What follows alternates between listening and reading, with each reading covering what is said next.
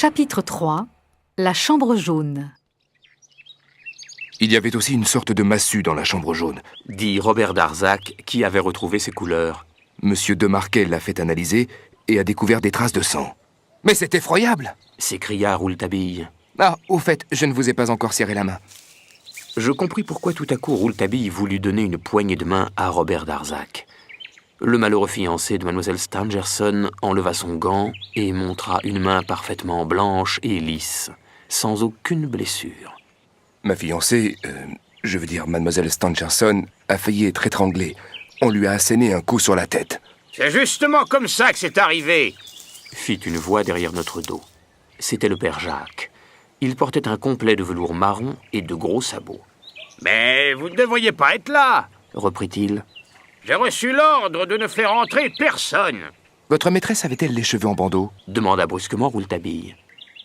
Non, ce soir-là, mademoiselle avait les cheveux relevés. Sincèrement, je ne voyais toujours pas où mon jeune ami voulait en venir avec ces étranges questions. D'ailleurs, la phrase insolite qu'il avait dite à Robert Darzac continuait à me trotter dans la tête. Le presbytère n'a rien perdu de son charme, ni le jardin de son éclat. J'aimerais quand même voir la chambre jaune, demanda Rouletabille au père Jacques, qui ne fit aucune difficulté à nous laisser entrer. Dans le vestibule, Rouletabille examina attentivement la fenêtre. Les volets étaient fermés à l'heure du crime? Oui, et de l'intérieur, répondit le père Jacques. C'est moi-même qui les avais fermés avant d'aller me coucher. Et pourtant, je suis sûr que l'assassin est passé par là. Eh, voyez, il y a des traces de sang sur la pierre. Et il y a même des pas sur la terre, dans le parc. Voici le laboratoire. Rouletabille fourra son nez partout, dans tous les recoins, sur les étagères, dans les armoires et même dans la cheminée. Je vis qu'il avait trouvé quelque chose. Un morceau de papier à moitié brûlé. « Monsieur Darzac, fit-il, conservez-nous cela. » J'y jetai un regard curieux et je pus lire « Presbytère, rien perdu, charme, ni le jard de son éclat. » La pâleur de Darzac se fit spectrale et je me dis que Rouletabille connaissait bien plus de choses qu'il ne disait. « Impossible de s'enfuir par là, » déclara le jeune reporter. « Le conduit de cette cheminée est fermé par une grille. » Il enleva la poussière de ses vêtements et se dirigea vers la mystérieuse chambre jaune. Il poussa la porte. La pièce était dans un désordre total. Une table ronde, la table de nuit et 2 chaises avaient été renversées.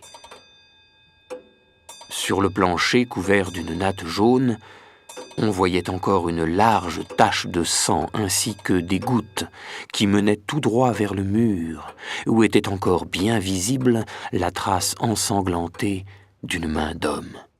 « Voyez, fis-je, dans l'obscurité, l'homme a cru qu'il s'agissait de la porte, il a voulu la pousser et a laissé cette trace sur le mur. »« Peut-être, » répondit Rouletabille. « Mais comment expliquez-vous qu'il n'y a pas de sang sur la serrure, ni sur le verrou ?»« Il aura ouvert la porte avec sa main valide, répliquai-je, fier de mon raisonnement. « Il n'a rien ouvert du tout !»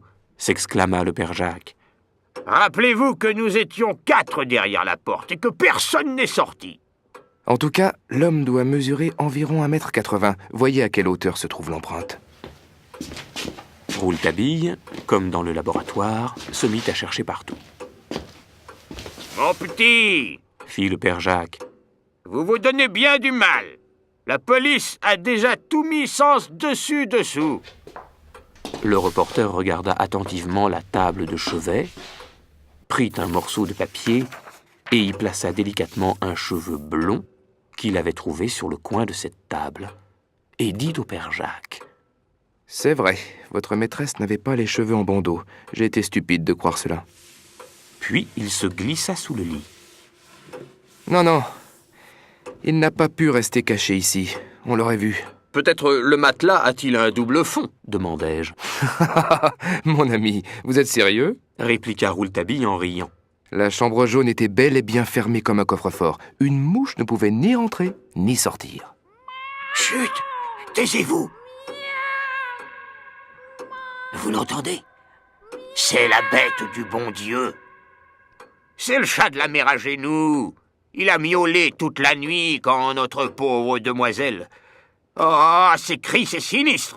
Un jour, il faudra qu'on la tue.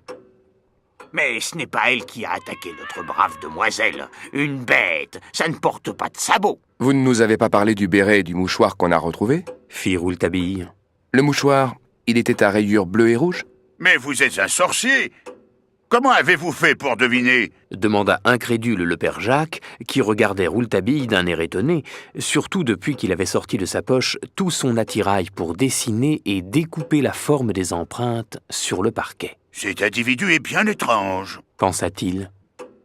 Rouletabille sourit et demanda au juge d'instruction qui venait de rentrer. Des nouvelles de mademoiselle Stangerson? Oui, je viens juste de l'interroger. Elle a pu nous parler. Et alors, demandai-je, vous avez découvert quelque chose?